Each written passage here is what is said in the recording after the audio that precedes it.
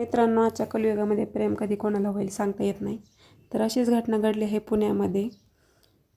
74 वर्षाचा व्यक्ती असतो, त्याला सोशल मीडियावर प्रेम होतं आणि तो त्या व्यक्तीवर लाखो रुपये उडवतो आणि पुढं काय घडतं ते बघण्यासाठी आपल्या चॅनलला सबस्क्राईब नक्की करा.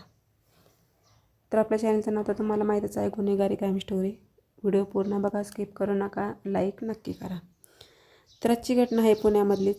74 वर्षाचा व्यक्ती असतो, पुण्यामध्ये मार्केट यार्ड जवळ राहत असतो.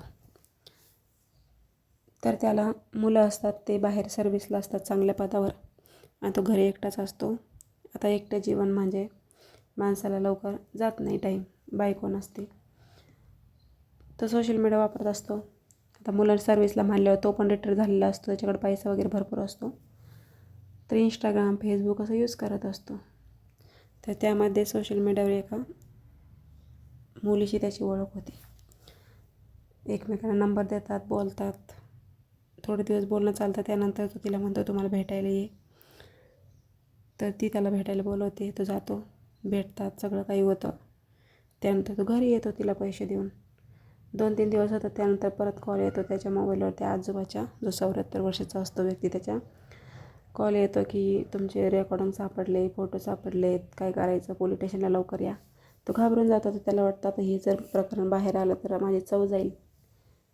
तर त्याच्यामुळे तो काय करतो की पैसे ठरवतो, मी तुम्हाला एवढे पैसे देईल, ते मिटून टाका.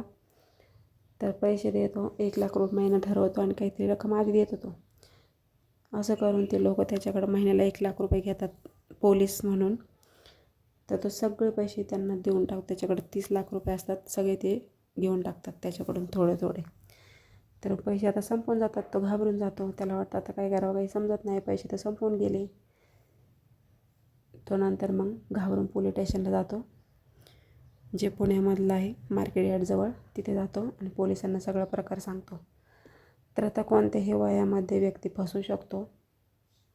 तर ही जी ते मग जेव्हा पोलिस तपास घेतात, सगळीकडे चौकशी करतात, तर तेव्हा त्यांना तर त्यामध्ये 2 व्यक्तीचे नावं समोर आलेले आहे आरोपीचे, ज्योती बनसोडे आणि रामचंद्र कोरडे. हे दोघंजणं त्या 74 वर्षाच्या आजोबाला ब्लॅकमेल करत होते. पोलिसाच्या नावाखाली त्याच्याकडून पैसे लुबाडले 30 लाख रुपये. तर त्यांना आता पकडलं. तर कोणत्याही वयामध्ये असं तुमच्याबरोबर घडू शकतं, त्यामुळे काळजी घेतली पाहिजे. आणि फर्स्ट टाईम जेव्हा त्यांच्याकडे पैशाची मागणी आली तेव्हाच त्यांनी शहानिशा करायला पाहिजे नव्हती किंवा पोलीस स्टेशनला जायला पाहिजे नव्हतं की माझ्याकडून अशी चुकी झाली म्हणून. असंच घडलं आहे, कोणाकडून पण चुका होऊ शकतात. तर एवढे पैसे म्हणजे त्यांचे गेले नसते. तर मित्रांनो, स्टोरीतून तुम्हाला काय वाटतं कमेंट करून नक्की सांगा. भेटूया नेक्स्ट व्हिडिओमध्ये.